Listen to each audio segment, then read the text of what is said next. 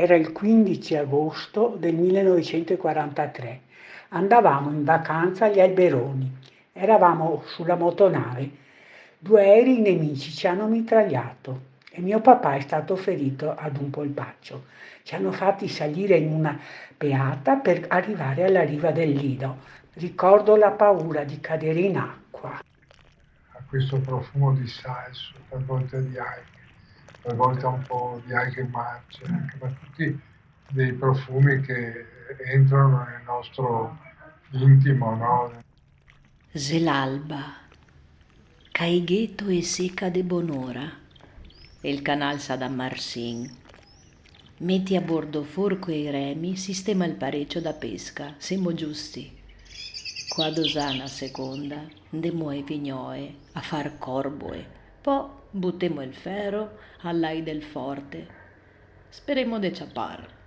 Comunque, se consoeremo con la saltada de peoce e do spaghi coi caparossoi dai tedeschi. Qua panza piena, aspettiamo che il crescente ciappaffia e torniamo a casa a seconda. Non ne piace far fatica. Una volta in Baccano in fondo c'era un punto dove in acqua c'erano tutte le brombole e puzzava.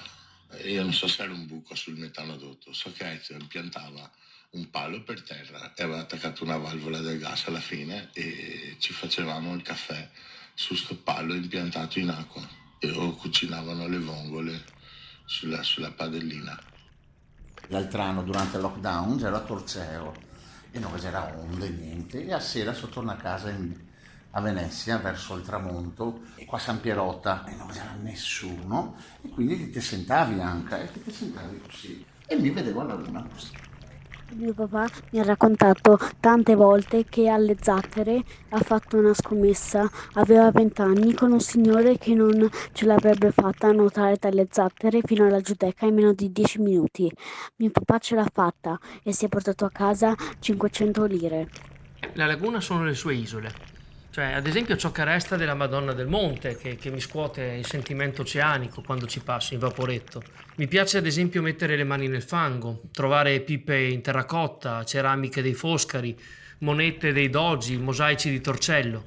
Ma abbiamo l'alba e abbiamo anche il tramonto. Il suono del Caigo è quello della campana del Caigo, che segnala gli attraversamenti ortogonali dei canali di grande navigazione e a Campana del Caigo rappresenta un punto fermo, un punto di sicurezza e ti mette in pace. Mio padre, per farmi imparare a nuotare, mi butta in canale e quel canale divenne la mia piscina estiva. Negli anni 50, a 8 anni, assieme al papà con un sandalo a 3 remi, andavo dall'isola di Mazzorbo fino al Bacan, di fronte all'isola di Sant'Erasmo, e con una rete pescavo. Poi, con il pescato dentro una cassetta di legno, sempre remando, andavo fino al Lido per vendere il pesce fresco porta a porta. L'area della Scomenziera finisce in laguna e nel canale della Giudecca anche. Sono innamorata io della laguna. L'ho scoperto tutto questo con il Covid. Diciamo, i poliziotti che giravano perché non bisognava andare fuori di casa e non mi vedevano. Io passo ore in giro da sola in barca a guardare i tetti dei palazzi sotto acqua. Cioè, è spaziale. La mia bisnonna, che cantava nel coro del Teatro La Fenice, durante la notte del Redentore si trovava nella famosa galleggiante veneziana. Questo pontone illuminato e riccamente addobbato allietava con stupenda musica tutto il bacino di San Marco. Quando che mi sono arrivato adesso, e sono in cerca finché ho trovato una toppa vecchia, grande, di legno.